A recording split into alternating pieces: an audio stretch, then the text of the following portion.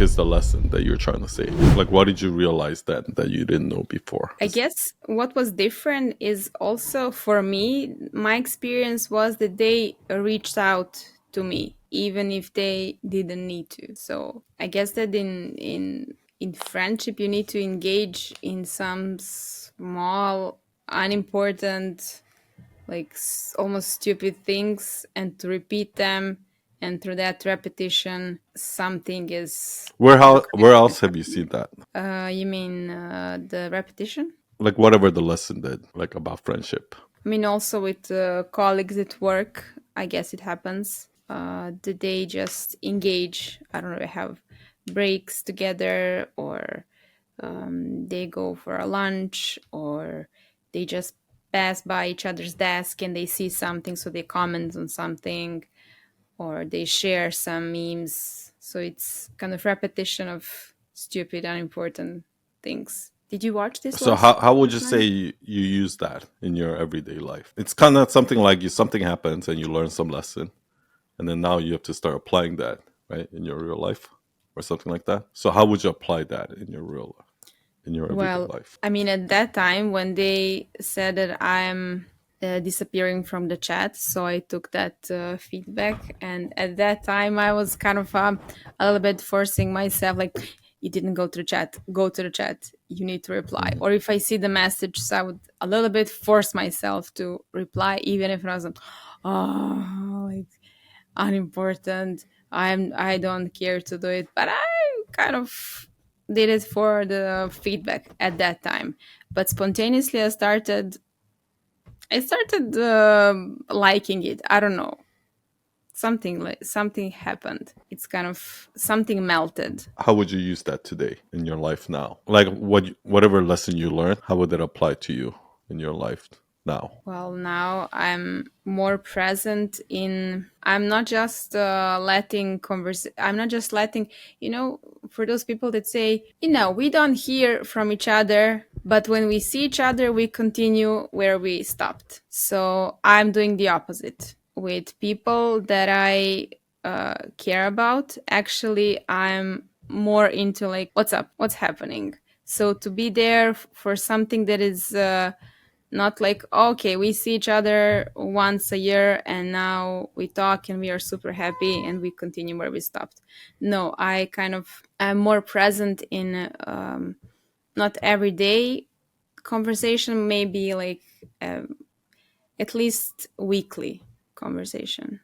I guess there's few different ways you can go with it. Like the reason why I keep asking you these questions is because I want to know what the lesson that you learn is. Hmm. And it's kind of like, I guess in order for it to be a lesson, it has to somehow apply to your life. So for example, like one thing is this, right? So I was trying to come up with an example, like a universal example that everybody Hmm. would get when you say that, right? Because like I think I when you tell me that story, I think I get what you mean, like having small talk or chit chat or something like that, how that builds relationships. Hmm. So I think I get what you mean, but what's like a universal example that everybody listening will be like, oh yeah, of course. Do you know what I mean? Do you know Simon Sinek? Hmm. So Yes. Simon Sinek said this thing.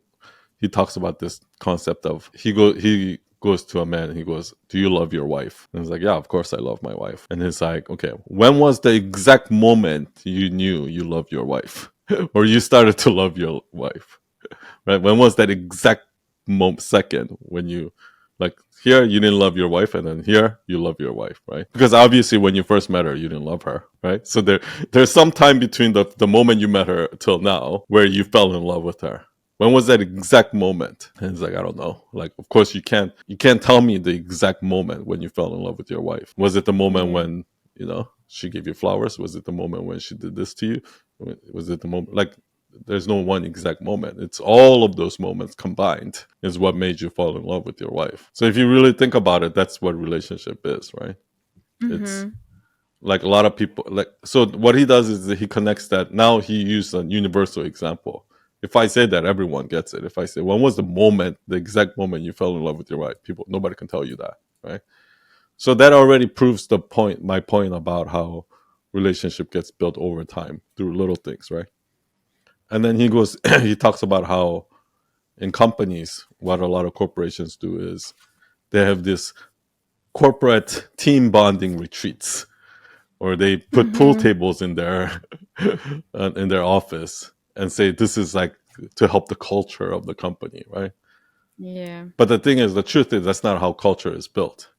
The way culture is built is if you have a meeting, right, and you're there or like 10 minutes early or 5 minutes early, and somebody else happens to be there. What do you do, right? You just go there and you're checking your phone for 5 minutes until the meeting starts, and once the meeting starts, you're like, okay, right? But imagine like you both of you put your phone down and you have a conversation for 5 minutes. It's like, oh yeah, like I know your daughter was going to college. How is she now? Or Mm. whatever it is, right? And you actually like have those small talk and have relationship, and that's how culture is really built. Just like the moment that the husband fell in love with the wife, right? It happened over time. That's how relationships are built. That lesson applies in the corporate world because he used that analogy, right?